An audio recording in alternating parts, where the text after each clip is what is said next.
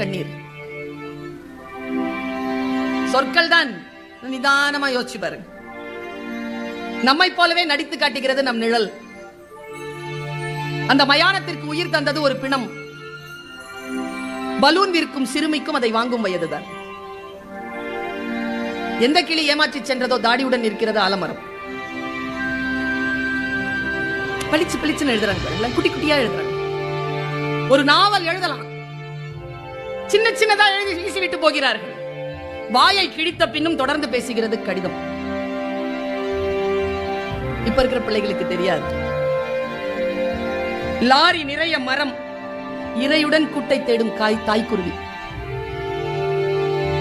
காற்றுக்கு சலிப்பதே இல்லை, ஒரே புத்தகத்தை 1000 முறை புரட்டுகிறது. இலையின் நடனம், அதே காற்று, இலையின் மரணம். வீட்டுல போய் யோசிச்சா பதறிடுவீங்க.